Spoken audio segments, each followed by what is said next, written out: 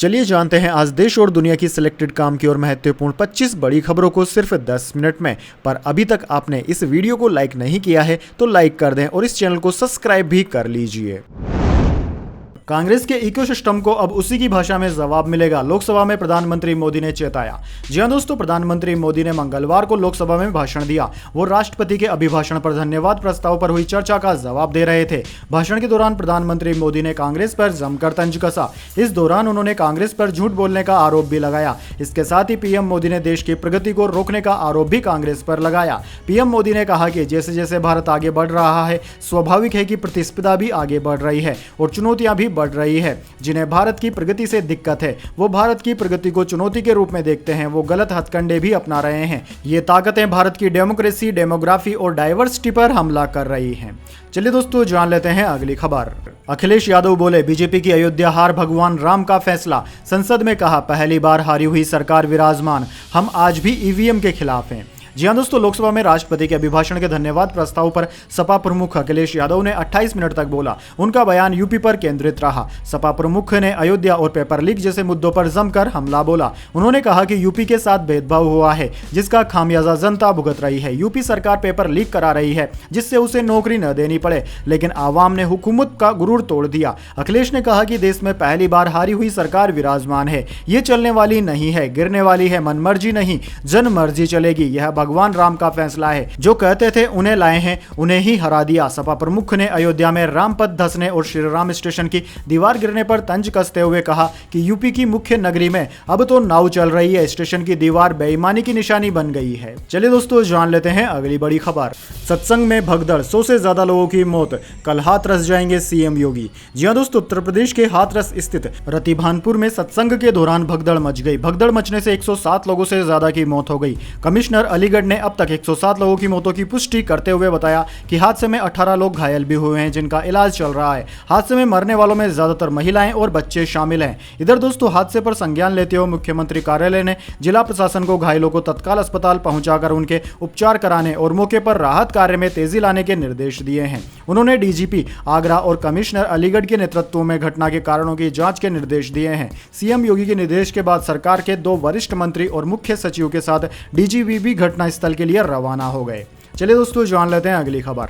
CM योगी ने किया मुआवजे का ऐलान। मृतकों के परिजनों को 2-2 लाख रुपए, घायलों को 50-50 हजार रुपए मिलेंगे। जी हां दोस्तों, यूपी के हाथरस में भोले बाबा के सत्संग के दौरान भगदड़ मच गया। इस हादसे में करीब 100 से ज्यादा लोगों की मौत हो गई, वहीं कई लोग घायल भी हुए हैं। सीएम योगी ने हादसे को लेकर संज्ञान लिया। मुख्यमंत्री ने हादसे में जान गंवाने वालों के परिजनों को 2-2 लाख रुपए और घायलों को 50-50 हजार रुपए की आर्थिक सहायता देने का ऐलान किया है।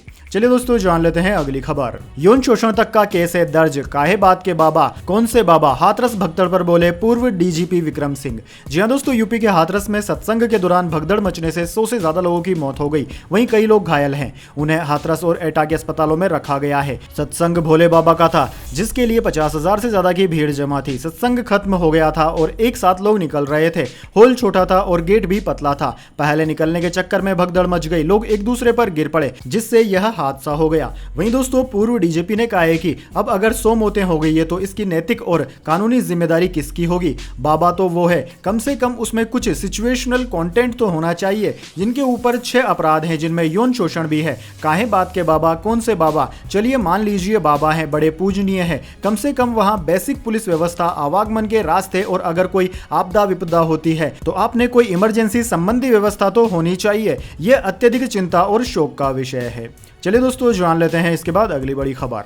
मानसून पूरे देश में समय से 6 दिन पहले पहुंचा। महाराष्ट्र में 2 युवक डैम में डूबे, 3 दिन में 8 लोगों की मौत। जी हां दोस्तों, दक्षिण पश्चिम मानसून मंगलवार को पूरे देश में पहुंच गया। भारतीय मौसम विज्ञान विभाग यानी कि IMD ने बताया कि मानसून आज राजस्थान, हरियाणा और पंजाब के बाकी हिस्सों में आगे बढ़ गया है। इसने तय समय से 6 दिन पहले सभी राज्यों को कवर कर लिया। आमतौर पर यह 8 जुलाई को पूरे भारत को कवर करता है। वहीं दोस्तों, IMD ने सोमवार को बताया था कि देश में इस साल जुलाई में 106% बारिश हो सकती सकती है। भारी बारिश से पश्चिमी हिमालय राज्यों जम्मू कश्मीर, हिमाचल प्रदेश, उत्तराखंड और देश के मध्य भाग, मध्य प्रदेश, छत्तीसगढ़ में नदी घाटियों में बाढ़ आने की संभावना है। वहीं दोस्तों इंडियन मेट्रोलॉजी डिपार्टमेंट ने मंगलवार को असम, मेघालय और उत्तराखंड में रेड अलर्ट जारी किया है। 27 राज्यों में भारी बारिश की चेतावनी भी जारी की है। इन राज्यों में पश्चिम बंगाल, सिक्किम, अरुणाचल प्रदेश, नागालैंड, मणिपुर, मिजोरम, त्रिपुरा, गुजरात, हिमाचल, पंजाब, हरियाणा, चंडीगढ़, उत्तर प्रदेश, बिहार, गोवा, महाराष्ट्र, तमिलनाडु, केरल, राजस्थान, मध्य प्रदेश, छत्तीसगढ़, झारखंड, ओडिशा जैसे राज्य शामिल हैं। चलिए दोस्तों जान लेते हैं इसके बाद अगली बड़ी खबर। अंबानी परिवार ने करवाया सामूहिक विवाह, अनंत राधिका की शादी के पहले गरीबों के लिए खास पहल, नीता अंबानी ने दिया जोड़ों को आशीर्वाद। जी हां दोस्तों, भारत के बिजनेस टाइकून मुकेश अंबानी के बेटे अनंत अंबानी जल्द ही राधिका मर्चेंट से शादी करने वाले हैं। शादी की सभी तैयारियां लगभग पूरी हो चुकी है, जिसके लिए सोने चांदी से बना वेडिंग कार्ड भी बांटना शुरू हो चुका है। अनंत राधिका की शादी से पहले अंबानी परिवार ने एक सामूहिक विवाह करवाया है, जिसमें उन्होंने अपने खर्च पर एक बड़े स्तर पर गरीबों की शादी करवाई। चलिए दोस्तों जान लेते हैं इसके बाद अगली बड़ी खबर। भाषण के हिस्से हटाने पर राहुल गांधी की स्पीकर को चिट्ठी, बोले मेरे भाषण में कुछ गलत नहीं, मोदी जी की दुनिया में सच मिटाया जा सकता है। जी हां दोस्तों, कांग्रेस सांसद राहुल गांधी ने लोकसभा के अपने भाषण के 5 से ज्यादा हिस्से सदन की कार्यवाही से हटाने को लेकर मंगलवार को स्पीकर को चिट्ठी लिखी। राहुल ने 1 जुलाई को राष्ट्रपति के अभिभाषण के प्रस्ताव पर चर्चा के दौरान नेता प्रतिपक्ष के तौर पर पहला भाषण दिया। इस दौरान उन्होंने भाजपा, अल्पसंख्यक, नीट विवाद और अग्निपथ योजना जैसे मुद्दों पर केंद्र सरकार पर निशाना साधा था। 2 जुलाई को लोकसभा स्पीकर के आदेश पर राहुल के बयान से इन सभी अंशों को संसद के रिकॉर्ड से हटा दिया गया। इसमें हिंदुओं, नीट एग्जाम, प्रधानमंत्री मोदी, बीजेपी और आरएसएस पर किए गए कमेंट्स भी शामिल हैं। चलिए दोस्तों जान लेते हैं अगली खबर। नेपाल में संकट में प्रचंड की सरकार, चीन समर्थक ओली ने 4 महीने में ही समर्थन वापस लिया, 2 साल में तीसरी बार बदलेगी सरकार। जी हां दोस्तों, नेपाल में प्रधानमंत्री पुष्प कमल दहल उर्फ प्रचंड की सरकार खतरे में है। काठमांडू पोस्ट के मुताबिक नेपाल की दूसरी सबसे बड़ी और चीन समर्थक केपी शर्मा ओली की पार्टी CPN-UML ने प्रधानमंत्री प्रचंड की party communist party of Nepal से गठबंधन तोड़ने का ऐलान किया है। CPN-UML ने अब देश की सबसे बड़ी पार्टी नेपाली कांग्रेस से गठबंधन करने का फैसला किया। 4 महीने पहले ही केपी शर्मा ओली ने प्रचंड की सरकार को समर्थन दिया था। तब प्रचंड ने शेर बहादुर देउबा की नेपाली कांग्रेस से गठबंधन तोड़ा था। चलिए दोस्तों जान लेते हैं अगली खबर।